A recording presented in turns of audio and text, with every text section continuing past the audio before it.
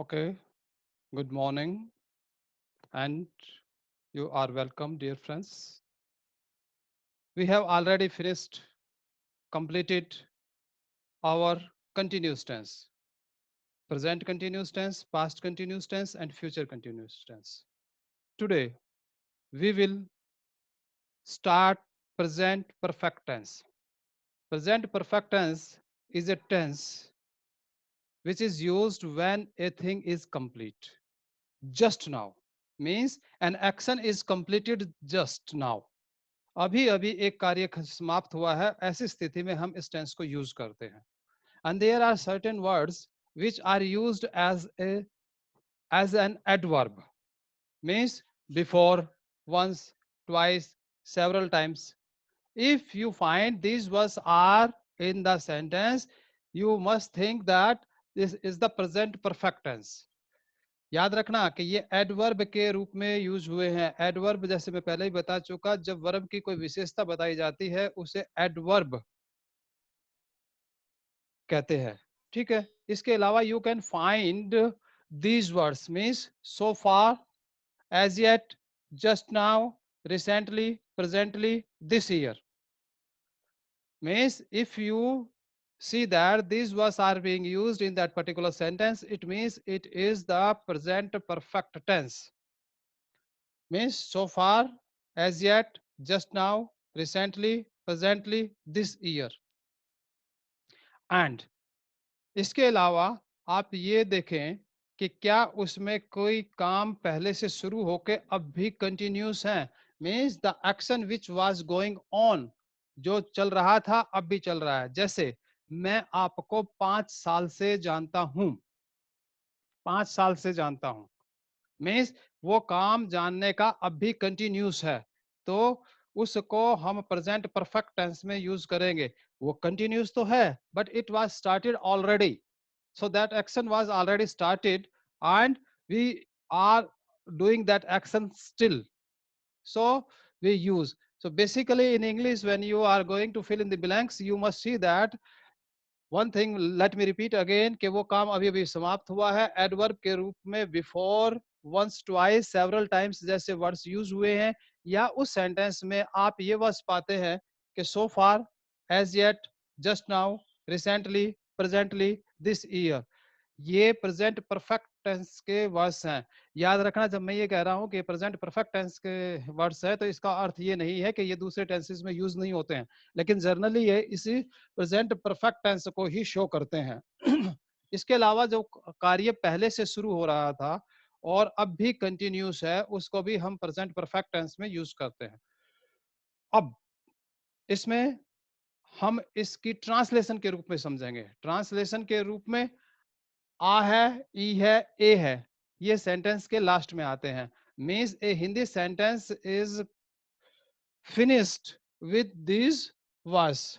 Means खाना खा लिया है, आ गई है, आ गए हैं. कहीं कहीं अब भी कुछ लोग इसको चुका है, चुकी है, चुके हैं के यूज रूप में यूज करते हैं.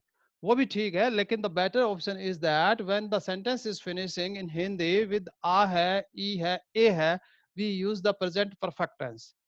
I think it is the clear to you. Okay.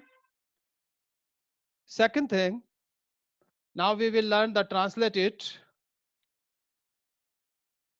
Subject, has, have, verb की third form, object. Okay. तो subject, has, have, verb की third form, object. इसमें I, we, you, they और जितने भी हमारे प्लूरल्स हैं उनके साथ हम यूज करते हैं have. याद रखना कि प्लूरल प्लस आई, इन सब के साथ हम हैव यूज करते हैं. जो हमारे सिंगुलर्स हैं मीन्स ही, सी, इट और सिंगुलर, जैसे कोई भी नाम, Sita, Mita, Nita, Gita, we use has. तो जैसे राम ने अपना काम कर लिया है, राम ने अपना काम कर लिया है, तो इसमें सब्जेक्ट क्या है? इसमें सब्जेक्ट है राम। राम क्या है? सिंगुलर। तो उसके साथ हम लगाएंगे has. Ram has done his work. Okay. जब हम इसको नेगेटिव में बनाएंगे, तो नेगेटिव में बनाते टाइम हेल्पिंग वर्ब के बाद नोट लगती है, जैसे कि आप लोगों को ऑलरेडी पता ही है। Means subject has, have plus not, verb की थर्ड फॉर्म, याद रखना, वर्ब की थर्ड फॉर्म, तीसरी फॉर्म हम इसमें यूज करेंगे। तो Ram has not done his homework. Okay. जब हम इसको इंटरोगेटिव बनाएंगे, तो इंटरोगेटिव बनाते टाइम हम इसको, जैसे कि आप लोगों को पता है, हेल्पिंग वर्ब और सब्जेक्ट आपस में इंटरचेंज हो जाते हैं। मीन्स इंटरोगेटिव में ये सेंटेंस स्टार्ट होगा हैज, हैव प्लस सब्जेक्ट, उसके बाद वर्ब की थर्ड फॉर्म और ऑब्जेक्ट। तो ये सेंटेंस बना, क्या राम ने अपना काम कर लिया है? तो Ram singular, has Ram done his work. Okay. जब हम इसको इंटरोगेटिव प्लस नेगेटिव बनाएंगे, तो उसमें हम क्या करेंगे कि यहाँ पे नॉट और आ जाएगा।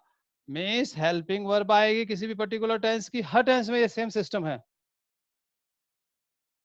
सबसे पहले हेल्पिंग वर्ब, इस टेंस की हेल्पिंग वर्ब हैज, हैव है, उसके बाद सब्जेक्ट है, उसके बाद नॉट है, उसके बाद वर्ब की थर्ड फॉर्म है, उसके बाद ऑब्जेक्ट है।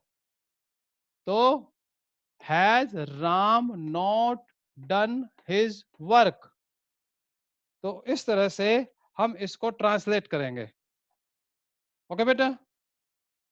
तो मैं इसको फिर सिंपल सी भाषा में एक्सप्लेन कर देता हूं कि जब भी कोई काम समाप्त हो रहा है, अब उसमें हमने एक अभी इंग्लिश की जब हम कर रहे थे कि मैं आपको 5 साल से जानता हूं, तो ता हूं, अब वो आई नहीं इसमें, तो इसको सिर्फ अकेले इसको स्ट्रेस मत देना, आपको समझना है कि उसकी सेंस क्या है।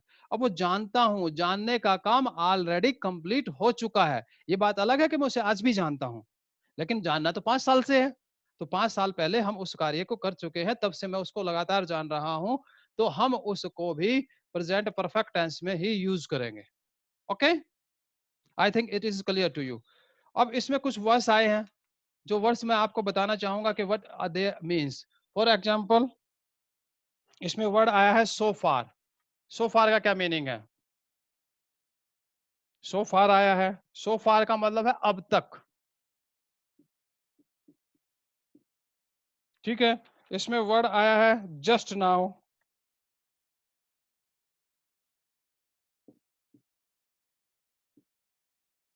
जस्ट नाउ का मीनिंग होता है बिल्कुल अभी। अभी अभी कोई चीज अगर हुई है तो हम उसको जस्ट नाउ में यूज करते हैं। और इसमें वर्स आया है रिसेंटली। रिसेंटली मीन्स हाल ही में।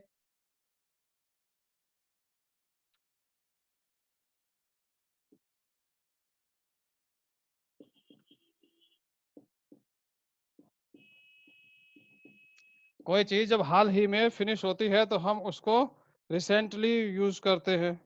ओके। मील्स। मील्स क्या होता है? भोजन होता है। फूड यूज करते हैं कि मैंने अपना खाना खा लिया है। तो that meals word is the better word in comparison of the food. Likewise, थोड़ा थोड़ा अब मैं बड़े वर्ड्स और सही सेंस उनकी बताना शुरू कर रहा हूं। जैसे turn up, TURN, turn up. Turn up का मतलब है आना। ये चीजें आपको अब बिल्कुल पता होनी चाहिए कि टर्न अप का मतलब होता है कि वो चीज अब आ रही है। या तो ये जो वर्ड्स हैं, इसमें आपने ये देखना है कि जो नए वर्ड्स आ रहे हैं, रिस्पेक्टिव, रिस्पेक्टिव का मतलब अपने अपने, मीन्स लोग अपने अपने घर चले गए। The people have gone to their respective Holmes.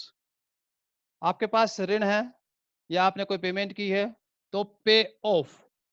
जितने भी चेंज आएंगे यानी कि आईएनजी लगेंगे तो पे में लगेंगे, अगर इसकी थर्ड फॉर्म बनेगी तो पे की बनेगी, paid of if it is in the past tense और in perfect tense. B remain silent because T is after the B, B के बाद टी है, इस स्थिति में बी जो है वो साइलेंट रहता है, तो ये बोला जाएगा डेट। इसका अर्थ होता है ऋण। ग्रोसर, जो हम परचून वगैरह का अपना सामान लेके आते हैं, वो बेचने वाला जो होता है वो ग्रोसर होता है। कोई आदमी 18 साल का हो गया है या कोई चीज अब अपनी पूरे विकास पे आ गई है, ऐसी स्थिति में हम जो राइट सेंस है, राइट फ्रेज है, वो है कम टू एज, बालिग होना। किसी को पनिश करना है, किसी को सजा देना है, तो उसके लिए सेंटेंस टू, अब वो कितने दिन की हुई है वो टू के बाद लिखेंगे, मीन्स सेंटेंस टू 5 years। किसी की अचानक कोई मौत हो जाए या कोई चीज अचानक हो जाए, मीन्स उसका टाइम नहीं था। याद रखना, the time is important in this word, कि टाइम नहीं था और फिर भी वो कार्य हो गया है, तो उसको कहेंगे अनटाइमली। क्लास में फर्स्ट आए, रेस में फर्स्ट आए, या किसी चीज में भी जब आप फर्स्ट आते हैं, प्रथम आते हैं, तो उसको हम स्टैंड फर्स्ट कहते हैं। और हिट अपॉन ए प्लान, हिट अपॉन ए प्लान का मतलब है योजना बनाना।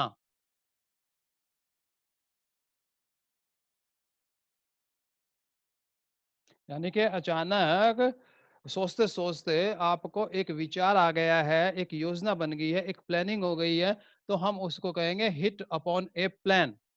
ओके, प्लानिंग से ज्यादा अच्छा वर्ड रही रहेगा कि हम इसको यूज करें। Okay, as I told you, now we will learn the sounds of animals.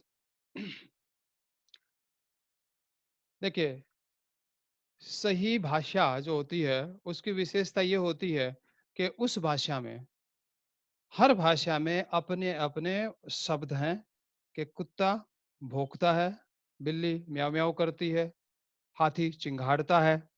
ठीक है, इसी तरह इंग्लिश में भी हैं जो एप्स हैं, एप्स को आवाज को जीबर कहते हैं।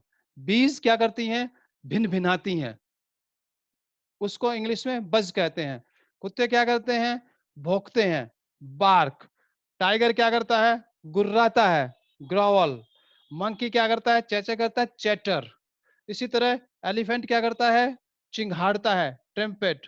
वॉल्स की साउंड को हॉवल कहते हैं। गोट्स जो हैं वो मियाती हैं, that is the beat. Bear भी ग्राउल करता है, और हॉर्स जो है घोड़े की आवाज को हम कहते हैं ने। तो ये उनकी आवाज को कहते हैं। हिंदी में भी आप लोगों को पता है, तो इंग्लिश में भी आपको इन बातों का पता होना चाहिए कि उनके लिए कौन से वर्ड्स यूज किए जाते हैं। तो आज हमने प्रेजेंट परफेक्ट टेंस किया, हमने 8-10 नए वर्ड्स मीनिंग सीखे, और हमने ये चीजें सीखी। आपको इनकी प्रैक्टिस करनी है। जब तक आप इन सेंटेंस को अपने सेंटेंसेस में यूज नहीं करेंगे, तब तक ये पढ़ाई बेकार है। Let me make it clear, otherwise ये सिर्फ मेरी रिवीजन हो जाएगी।